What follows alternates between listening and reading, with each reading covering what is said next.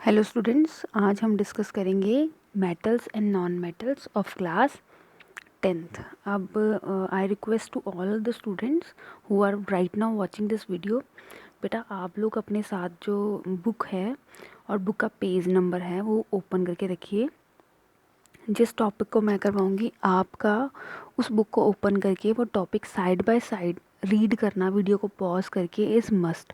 अगर आप सारी की सारी वीडियो एक साथ देखेंगे तो आपको समझ माइट बी द पॉसिबिलिटी कि आपको समझ ना आए या आपको आधा समझ आए। So if you want to learn something completely तो it is must for you that you have sit with your books opened. Thank you so much. और सबसे पहला टॉपिक है हमारा फिज़िकल प्रॉपर्टीज़। मैं एरियाज़ को हाईलाइट कर दूंगी साइड बाय साइड। अब highlighter is not working right now. So physical properties में हम मेटल्स और नॉन मेटल्स के बारे में डिस्कस करेंगे कि साइज़ के हिसाब से फिज़िकल अपीयरेंस। फिज़िकल प्रॉपर्टीज़ का मतलब होता है फिज़िकल अपीयरेंस, जैसे क्या वो शाइन कर रहे हैं या नहीं, वो देखने में कैसे हैं, वो डल अपीयरेंस के हैं, क्या हम उनको नाइफ से कट कर सकते हैं या नहीं, क्या उनकी वायर्स बन सकती हैं या नहीं, शीट्स बन सकती हैं या नहीं। तो इस तरह की प्रॉपर्टीज़ जो हम देखने से ही बता सकते हैं उसको बोलते हैं फिज़िकल प्रॉपर्टीज़। और मेटल की हमें फिज़िकल प्रॉपर्टीज़ को डिस्कस करना है। ये आपके लिए एक्टिविटी भी दिया हुआ है कि आप इन सब चीज़ों के सैम्पल्स को कलेक्ट करिए और देखिए उनको रब करके सैंड पेपर के साथ क्या वो शाइन कर रहे हैं। अगर वो शाइन कर रहे हैं तो हम साइंटिफिक टर्म में लिखेंगे, उसको साइंस की वोकैबुलरी में लिखेंगे, दे हैव मेटालिक लस्टर। उनके पास एक शाइन है, तो शाइनिंग लिखने के अलावा अगर हम लिख देंगे ना दे हैव मेटालिक लस्टर, तो हमारा जो आंसर है वो कंप्लीट हो जाएगा। देखिए बेटा, एक्टिविटी 3.3 में अब हमें हार्डनेस को चेक करना है। तो अब हमें बोला गया है कि आप इन सभी मेटल्स को लीजिए और हैमर के साथ उस पर स्ट्राइक करिए। अब देखिए एक ही बार में तो मेटल को कुछ नहीं होने वाला। अगर आप ज़्यादा टाइम हार्ड स्ट्राइक करेंगे उस पर तो क्या होगा कि वो समहाउ वो टूट जाएगा या शीट्स में कन्वर्ट हो जाएगा। तो ऐसे मेटल्स जो बीट करने पे शीट पे कन्वर्ट हो गए हैं उनको बोलते हैं मेलेबिलिटी। नेक्स्ट, अभी जो मेटल्स को हम वायर्स में बदल सकते हैं, थिन वायर्स में हम कन्वर्ट कर सकते हैं, उन मेटल्स को हम बोलेंगे कि उन मेटल्स में कौन सी प्रॉपर्टी है, डक्टिलिटी की प्रॉपर्टी है। अब देखिए जो गोल्ड होता है वो सबसे ज़्यादा डक्टाइल है। क्यों? क्योंकि उसके हम छोटी छोटी बारीक तारें बना सकते हैं जिसकी जो यूज़ होती हैं फिर ज्वेलरी बनाने में। ठीक है, एंड उस तरह की प्रॉपर्टीज़ को बोलते हैं डक्टिलिटी। अभी हमने बच्चों डिस्कस किया मेलेबिलिटी एंड डक्टिलिटी कि हम अगर भी कोई मेटल मेलेबल है या डक्टाइल है तो हम उनको अपने अकॉर्डिंग शेप्स में जो है कन्वर्ट कर सकते हैं। नाउ स्टूडेंट्स, अब हम देखेंगे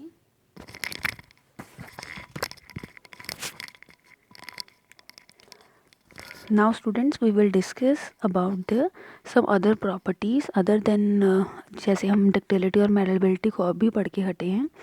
तो वो अब आपसे ना क्वेश्चन पूछा गया कि बताइए जो मेटल्स होते हैं जिनकी हम कुकिंग, जिनमें हम जिन बर्तनों में हम खाना बनाते हैं वो क्यों होते हैं मेटल्स के।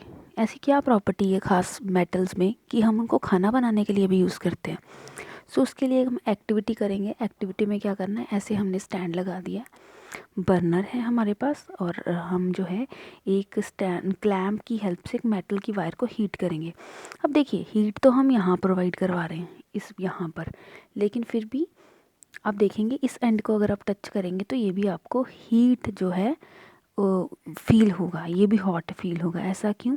क्योंकि जो मेटल्स होते हैं वो क्या होते हैं, are the good conductors of heat. Clear? एक छोटी सी एग्जांपल मैं देना चाहूँगी। जब आप किचन में अपनी मदर्स को खाना बनाने के लिए बोलते हैं और वो स्पून ऐसे ही वेसल में छोड़ देते हैं तो स्पून को तो हीट नहीं ना प्रोवाइड हो रही, लेकिन फिर भी अगर हम स्पून को टच कर रहे होते हैं तो हमारा जो हार्ट है वो जल सकता है या हमें हॉटनेस फील होती है। ये किसकी वजह से? इसकी वजह से कि मेटल्स जो होते हैं वो क्या करते हैं, गुड कंडक्टर्स ऑफ हीट होते हैं यहाँ पे हम अंडरलाइन करेंगे और उनका हाई मेल्टिंग पॉइंट होता है। हाई मेल्टिंग पॉइंट का बच्चों मतलब कि वो जल्दी नहीं मेल्ट होते, उनको हाई टेम्परेचर चाहिए तभी मेल्ट होंगे, तो इसको हम बोल सकते हैं कि हाई मेल्टिंग पॉइंट्स है। अब देखिए ऐसा कौन सा है बेस्ट हमारे पास जो गुड कंडक्टर ऑफ हीट हो, best conductor of heat time से, वो है हमारे पास सिल्वर एंड कॉपर। लेकिन जो मरकरी और लेड हैं वो हमारे पास पुअर कंडक्टर ऑफ हीट हैं। बच्चों ये 2 लाइंस जो है, आप भी 3 लाइंस आप भी हाईलाइट अपनी कॉपी पे कर लीजिए, इनमें से एमसीक्यूज आने के चांसेस हैं। यहाँ पे स्टूडेंट्स नेक्स्ट एक्टिविटी आती है 3.6। यहाँ पे हम इलेक्ट्रिसिटी चेक करेंगे, क्या मेटल्स इलेक्ट्रिसिटी कंडक्ट करते हैं या नहीं। ये हमारे पास बैटरी है, ये बल्ब है, ये स्विच है और ये हमने फ्री एंड्स रखे हुए हैं। इनमें हम क्या करेंगे, अलग अलग चीज़ों को, सब्सटेंसेस को यहाँ पे अटैच करते जाएंगे। जैसे हमने पहले प्लास्टिक अटैच करा, फिर हमने कोई रबर का मटेरियल अटैच कर दिया, देन हम ग्लास अटैच करेंगे, देन हम कोई भी आयरन की नेल कील जो होती है, लोहे की कील जो होती है, वो हम यहाँ पे अटैच करेंगे। अब अलग अलग अपनी ऑब्जर्वेशन देखेंगे कि जब आपने कोई भी मेटेलिक सब्सटेंस यहाँ पे रखा तभी बल्ब ग्लो किया। इट मीन्स जो मेटल्स हैं वो इलेक्ट्रिसिटी को पास करते हैं। ये हम छोटी क्लासेस का काफ़ी एक्सपेरिमेंट है ये। और प्लास्टिक रखेंगे, इरेज़र रखेंगे तो ये नहीं होगा, इलेक्ट्रिसिटी जो है पास नहीं करेगी, बल्ब ग्लो नहीं होगा। तो इसीलिए है कि जो मेटल्स होते हैं वो गुड कंडक्टर्स ऑफ इलेक्ट्रिसिटी होते हैं। अब देखिए why electric wires are coated. अब जो ये आपने देखा होगा प्लास्टिक की तार में से कुछ मेटल की जो होती है वायर बाहर आ रही होती है, तो ऐसा क्यों, हम इलेक्ट्रिसिटी केबल्स को हम कोट क्यों करते हैं प्लास्टिक के साथ, क्योंकि जो वो प्लास्टिक की होती है या रबर की जो कोटिंग होती है, it prevents the shock. Electricity rubber plastic में से पास नहीं करती है, इसीलिए हम उसके ऊपर रबर की कोटिंग देते हैं। और अब आपसे एक क्वेश्चन है कि स्कूल बेल्स जो होती हैं वो मेटल की क्यों बनी होती हैं। भाई अगर हम इरेज़र को नीचे फेंके फ्लोर पे, आवाज़ आती है, नहीं आती ना। लेकिन इरेज़र की जगह अगर कॉइन को नीचे फेंकेंगे फ्लोर पे तो कितनी आवाज़ आती है।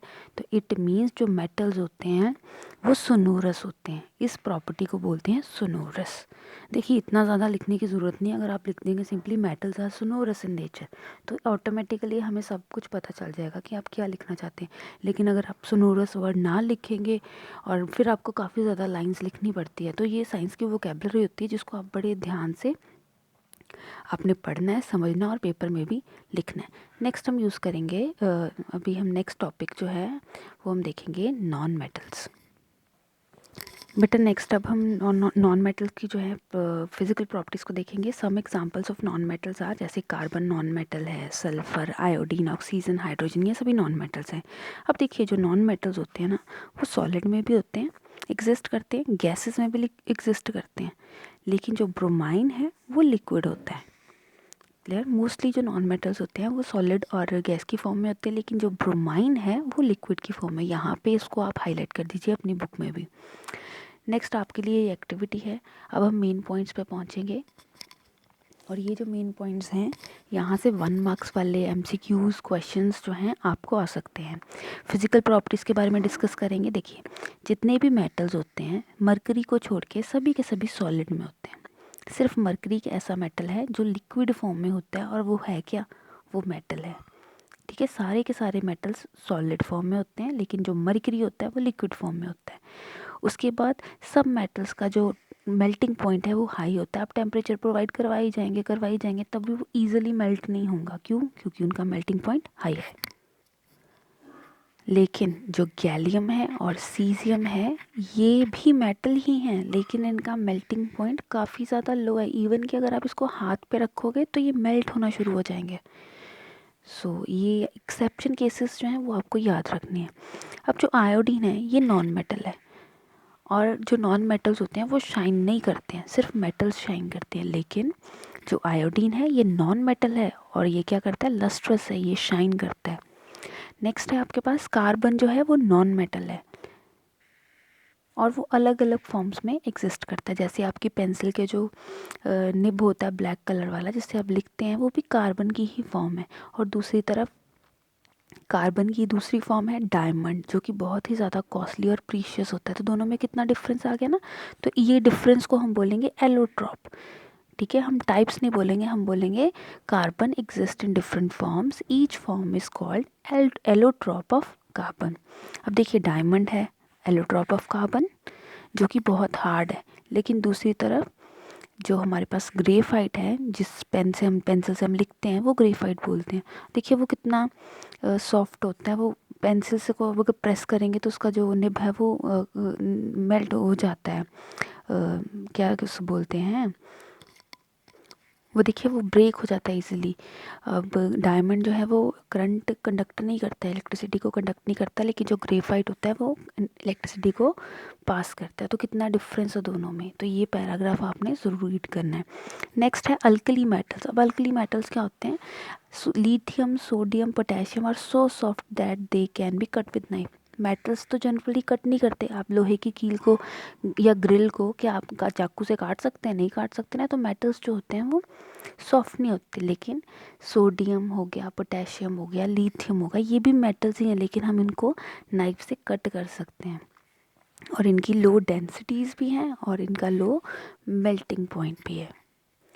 अब बेटा यहाँ पे देखिए आपको अल्कली मेटल्स आया। अल्कली मीन्स कि इनका जो अगर हम वैलेंसी चेक करेंगे तो 1 ही आएगा। लास्ट जो शेल में इनके इलेक्ट्रॉन होता है वो 1 होता है। और ज़्यादा अल्कली पढ़ने के लिए आपको क्लास 11 का वेट करना पड़ेगा, उसकी केमिस्ट्री में आप इसको डिटेल में पढ़ेंगे। अब बेटा ये क्वेश्चंस हैं आपके पास। A liquid, a metal which is liquid at room temperature. तो इसका आंसर क्या है? ब्रोमाइन। ब्रोमाइन जो है हमारे पास वो मेटल है। नहीं, इसका आंसर है मर्क्यूरी। मर्क्यूरी मेटल है जो कि लिक्विड फॉर्म में होता है रूम टेम्परेचर पे। अब कौन सा ऐसा मेटल है जिसको आप नाइफ की हेल्प से कट कर सकते हैं? सोडियम, पोटेशियम, जो हमने इसी पेज पे किया। Next, best conductor of heat, silver.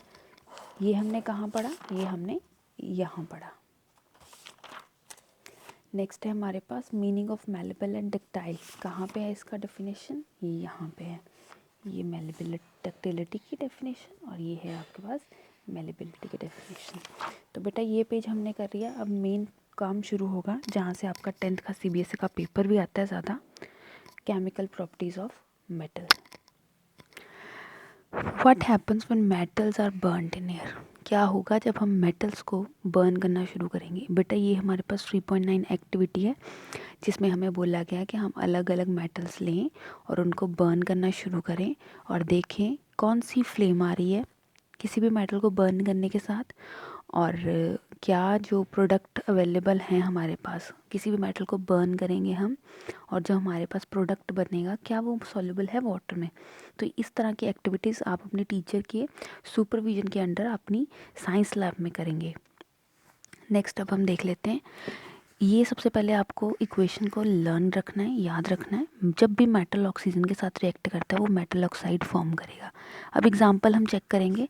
Metal हमने ले लिया कॉपर, ऑक्सीजन का आ गया O2, एंड हमारे पास जो प्रोडक्ट बना है वो है copper oxide which is metal oxide. तो ये आप इक्वेशन लर्न करेंगे। नेक्स्ट इसी चीज़ को हमने सेकेंड एग्जांपल के साथ किया है। एल्यूमिनियम जो कि मेटल है, ऑक्सीजन O2 के साथ जब हम रिएक्ट करवाएंगे तो क्या बनेगा? Aluminium oxide. बेटा ये 4, 3 और 2 जो है ये बैलेंस इक्वेशन करने के लिए हमने लगाया, क्योंकि अगर हम ये नहीं लगाएंगे तो हमारे जो इक्वेशन है वो बैलेंस नहीं रहेगी। अब याद करने लायक बातें कौन सी हैं इसमें पैराग्राफ में? सबसे पहले तो देखिए कि अगर कोई मेटल ऑक्साइड जो होती हैं, मेटल ऑक्साइड्स होते हैं बेसिक होते हैं नेचर में। अगर जब ये हमारे पास प्रोडक्ट बन के आया, अगर हम इसकी pH स्केल से चेक करें या हम इसका लिटमस पेपर से सॉल्यूशन चेक करें तो ये बेसिक की प्रॉपर्टीज़ को शो करेगा। लेकिन कुछ मेटल ऑक्साइड्स होते हैं वो एसिडिक होते हैं नेचर में, ठीक है। अब ऐसे हमारे पास मेटल्स जो एसिडिक भी हैं और बेसिक का बिहेवियर भी शो कर रहे हैं, ऐसे मेटल्स को हम बोलते हैं, या ऐसी मेटल ऑक्साइड्स को हम बोलते हैं amphoteric oxides. So amphoteric oxide को याद रखो डेफिनेशन को।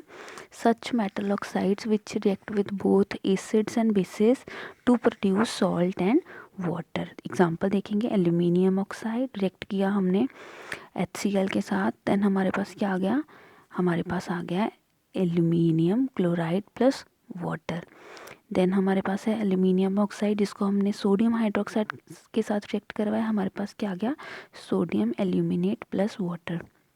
ये आप दोनों इक्वेशन को लर्न करेंगे, क्योंकि अगर आपके पास 3 मार्क्स में क्वेश्चन आ गया एम्फोटेरिक ऑक्साइड तो उसके साथ ये दोनों equations are must to write. Next है हमारे पास कुछ मेटल ऑक्साइड जो होते हैं वो पानी में नहीं मिक्स होते, सॉल्युबल नहीं होते, लेकिन सम जो हैं डिज़ोल्व हो जाते हैं वाटर में, और वो मेटल ऑक्साइड जो पानी में डिज़ोल्व हो जाते हैं उनको बोलते हैं अल्कलीज। तो इसी का एग्जांपल है sodium oxide and potassium oxide. ये दोनों अल्कलीज हैं, क्यों? क्योंकि ये पानी में डिज़ोल्व हो जाते हैं। बेटा पेज नंबर 42 पे अब हम आ गए हैं, इसी टॉपिक को कंटिन्यू रखेंगे कि all metals do not react with oxygen. सारे के सारे मेटल्स ऑक्सीजन के साथ रिएक्ट नहीं करते सेम रेट के साथ, कुछ मेटल्स स्लोली रिएक्ट करते हैं और कुछ बहुत फास्ट रिएक्ट करते हैं। तो ऐसा ही एक हमारे पास एग्जांपल है मेटल का, पोटेशियम एंड सोडियम, जो कि बहुत विग्रसली रिएक्ट करते हैं। जिस कंटेनर में हमने इनको डालना होता है, अगर हम उस कंटेनर को ओपन कर देंगे उसी समय फायर कैच कर लेंगे।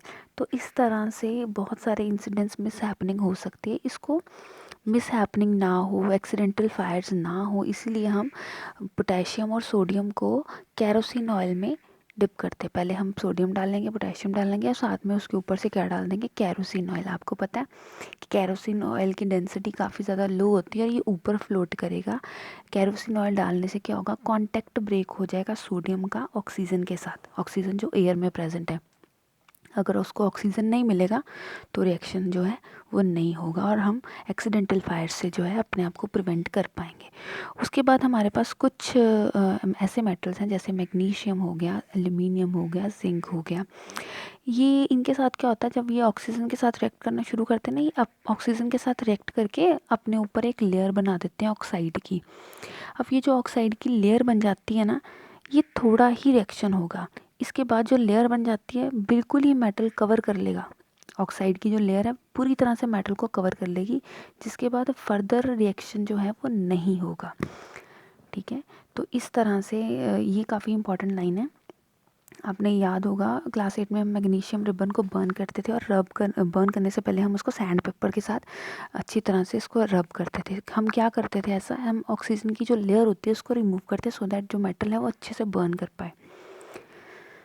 तो आयरन है, ये बर्न ही नहीं होता, लेकिन जो आयरन की फिलिंग्स हैं, फिलिंग्स मतलब जैसे हम इसको रगड़ेंगे और छोटे छोटे पार्ट्स जो इसके से निकाल लेंगे, पाउडर की फॉर्म में होते हैं।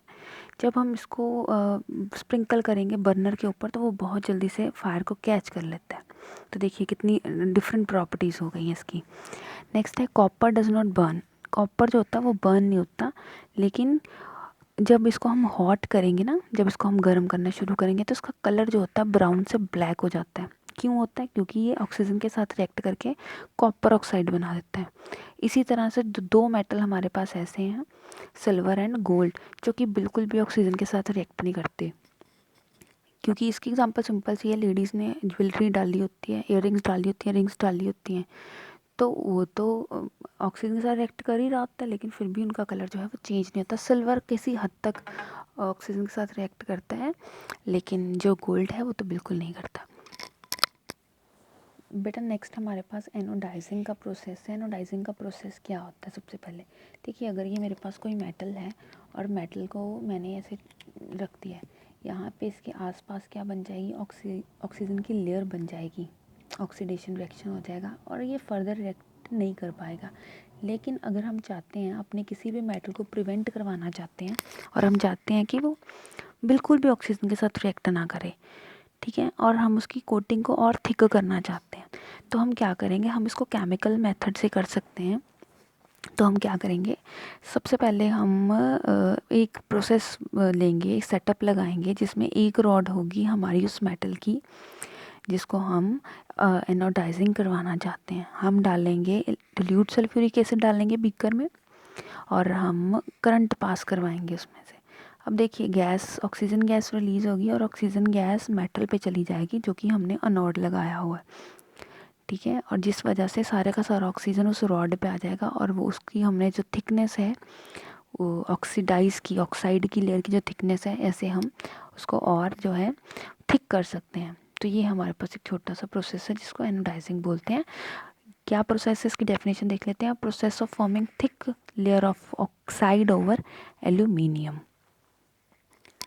अब देखिए बच्चों, हमने थोड़ा सा देखा कुछ कौन से मेटल्स ईजिली रिएक्ट करते हैं, कौन से नहीं करते, लेकिन फिर भी ये सफिशिएंट नहीं है हमारे लिए। तो अब हम नेक्स्ट देखेंगे कौन से मेटल रिएक्ट करते हैं वाटर के साथ, और अगर कोई मेटल वाटर के साथ रिएक्ट कर रहा है तो क्या प्रोडक्ट्स हमारे पास आएंगे।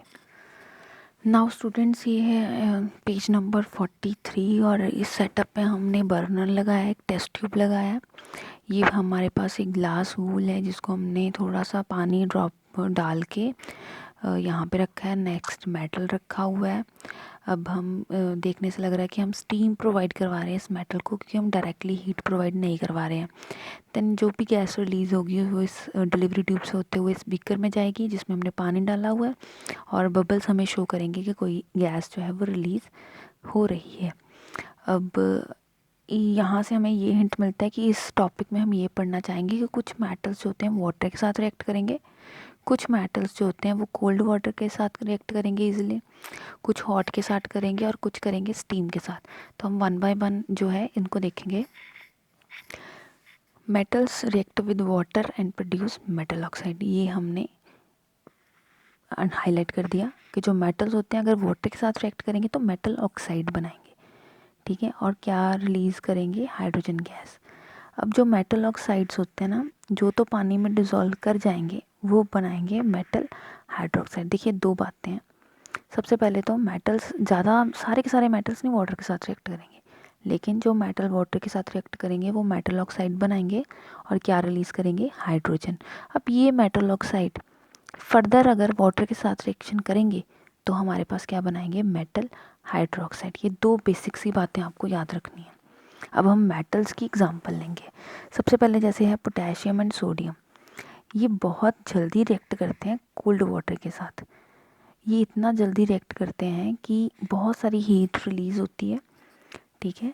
और ये एक्सोथर्मिक प्रोसेस भी होता है, इसलिए K4 पोटेशियम, ये वाटर आ गया, पोटेशियम हाइड्रोक्साइड बन गया, हाइड्रोजन गैस जो है वो रिलीज़ हुई और साथ में क्या रिलीज़ हुई, एनर्जी।